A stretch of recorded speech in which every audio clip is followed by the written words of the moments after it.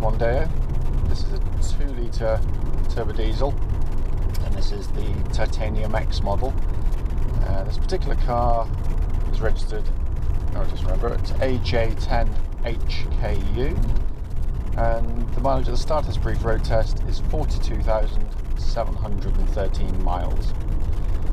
The reason for the road tests is very simple. We want customers to see our cars in operation before they get to come see the cars. That way we can relay back any issues with the vehicle, and we do that. If there's nothing to report, we won't, quite clearly, but if we have to criticise them, we certainly will. Road tests are also done on the same roads very close to our business, so hopefully in that sense should be representative of what you should feel yourself when you come see and drive the cars. As I said, it's important that we feel in this day and age there's more people coming from much further afield to come and see cars, and judging by what some of our customers have said, cars aren't always as reported or advertised, and we just want people to know that if there is anything at all, then it said you will get to know about it. This particular car has only just come into us, came in on part exchange. We predominantly actually sell Honda and high-end Japanese cars. That's the model of our business, always has been, but it does mean we then get some really rather nice part exchanges in, which will be different to what we normally sell, and it's always quite refreshing to sort of have a few in stock, especially ones like this. This one has got a wonderful service history, and that's pretty much apparent as soon as you drive the car. Car starts absolutely first. Obviously it's press of a button these days, settles to very smooth, very even, quiet idle, no vibrations. It's obviously a very low mileage one. Most of these have been put into fleets and have been sort of thundering up and down motorways, accumulating huge mileages, which is kind of their forte. But this one has done next to no mileage at all, and it drives absolutely fantastically well. It really does. So the engine's sweet. There's no warning lights on the dashboard relating to the engine or any other part of the car. But what strikes you about the engine more than anything else is just how smooth and how quiet it is. But it's got a serious amount of grunt to it as well. Put your foot down, it responds quickly, with a lot of punch and a lot of grunt. Very nice unit. So engine then runs through clutch and into gearbox. Clutch is smooth in operation. There's no change in engine note whether the clutch is in or out. Bites exactly the right point of the pedal travel, and as I said, the actual actuation of the clutch itself is very smooth indeed. I generally just can't find anywhere in that. Likewise, gearbox, we've got a 6-speed gearbox in the car, very smooth shifting. Ford always did good gearboxes. I worked for them years ago, and it was one of the things they did very well, always had done. There's only a couple of models which were less clever, but the Mondeo was always a good one. But genuinely can't feel anywhere in it. It's very smooth shifting, very easy to operate, and the quality of the gear change mirrors the mileage of the vehicle. So in essence, it's just like sitting in a new one, in all honesty. As I'm driving along here, car tracks absolutely bullet straight. There's no vibrations going back to the steering wheel of the car, and I'm driving at the legal limit now. So all in very good order there. Also worth pointing out, a very quiet car actually. There's very little wind noise, road noise is well subdued. It's very compliant over the bumps, so that throws very little noise into the cabin in that regard. It would be frustrating if it had a new windscreen and it was badly fitted, or someone had skagged the door sill, because you'd ruin the quietness of the interior. But all in very good order indeed. Brakes on the car, lovely rock solid brake pedal, bites nice and high without being over assisted.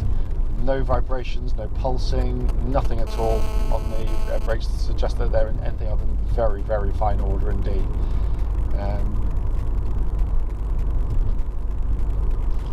As I said, steering of the vehicle, I can't feel any wear in it at all, utterly precise. I'll come back more to that in due course, but you know, just to look for kind of signs of wear, which is what this video is really about.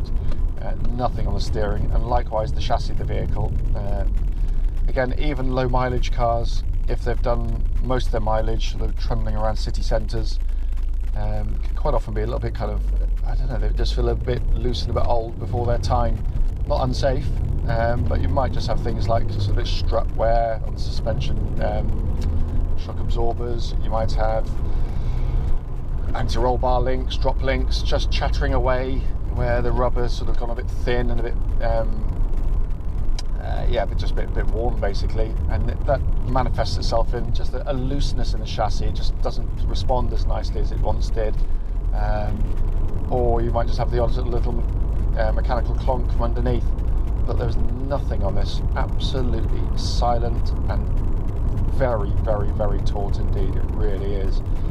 It brings me on to the chassis really. I mean, I love my Hondas, and they produce wonderful cars. Ford have always produced brilliant chassis, and this is no different, because it works. It's a very comfortable car to drive. It's as comfortable as any car that I've ever driven. You know, it absorbs imperfections on the road really well. It's damped beautifully, and I think that's what they do so cleverly. It handles beautifully, but it's got an ability to absorb bumps, which you only normally get with a much softer chassis or suspension setup. But this is really, really well developed.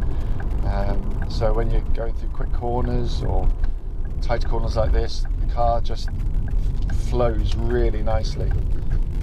And what you've got with that then is also a steering system that complements it beautifully. It's the whole thing comes together really nicely. The steering's very precise. Just you turn it into a corner, it holds its line really well. But I just think it's got that lovely combination of not being too soft, where passengers can feel a little bit kind of they've been sloshed around inside a car, and not so hard where your teeth are chattering in your head every time you hit a bump, which is kind of how I see things like BMWs. They handle beautifully, but they're just too hard. Roads like this, I've had a couple, and they're awful things down roads like these. They clatter and bang. Whereas this rides these roads beautifully and handles them just as well. Looking inside the vehicle,